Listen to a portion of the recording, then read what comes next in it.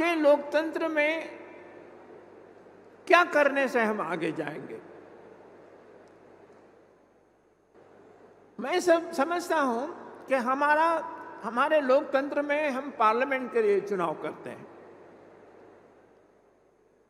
Assembly के लिए चुनाव करते हैं, जिला परिषद के लिए चुनाव करते हैं, पंचायत समिति के चुनाव करते हैं, नगर परिषद के चुनाव करते हैं, कोऑपरेटिव के भी चुनाव करते हैं। मगर इन सारे चुनाव में एक बात खास करके जो नजर में आती है, उसको ध्यान में रखना बहुत जरूरी है, ऐसे मुझे लगता है। और वो ध्यान में रखने की जैसी बात कौन सी है? तो 2-3 बातें हैं। बहुत सारी बातें हो सकती हैं, मगर मैं 2-3 बातें का ही यहां पर उल्लेख करूंगा। सबसे जो इस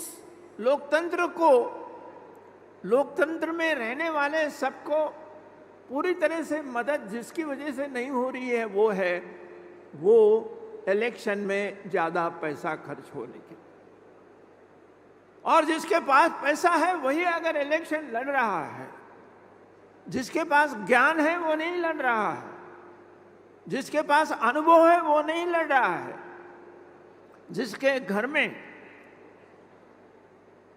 लोकतंत्र में किस प्रकार से होता है ये नहीं देखा जा रहा है, और जिसने लोकतंत्र बनाने के लिए, हमको स्वतंत्र बनाने के लिए जो काम करना चाहिए वो किया है, उसका नहीं होगा तो वो ठीक नहीं होगा।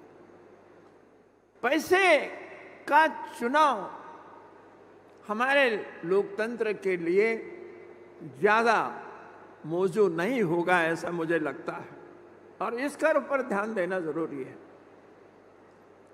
दूसरी बात जो है कि हमारा देश बहुत बड़ा है, करीब करीब 140 करोड़ लोगों तक पहुंच रहे हैं, और इस 140 करोड़ लोगों के अंदर मैं कहता हूं कि सैकड़ों जातियां हैं, कास्ट हैं, और इसका उपयोग भी अगर इलेक्शन के अंदर हुआ तो मैं समझता हूं कि जिस प्रकार की सरकार और सत्ता बननी चाहिए वो शायद नहीं बनेगी। आप जो है जरूर कमजोर आदमी को मदद कीजिए, मगर जात के नाम पर मत मदद कीजिए। अगर मदद करना है तो उसकी आर्थिक परिस्थिति क्या है उसके आधार पर कीजिए। जो गरीब है उसको कीजिए। कुछ लोग मुझे पूछते हैं कि गरीब किसको कहना चाहिए। मैं कहूँगा, और मैंने कहा भी है उनको, कि जिसके पास जमीन नहीं है, जिसके पास सरकारी नौकरी नहीं है, जिसके पास दुकान नहीं है, जिसके पास इंडस्ट्री नहीं है, और जिसका इनकम 50,000 रुपये से कम साल का है, उसको आप गरीब मानकर उसके बच्चों को और उसके बच्चों को दे दीजिए। जब तक समानता का जो एक सूत्र है वो अगर हम सामने नहीं लेंगे तो वो ठीक नहीं होगा, और समानता का सूत्र इस तत्व के ऊपर चलाने से जल्दी से ज़्यादा निर्माण हो सकेगा, ऐसा मुझे लगता है।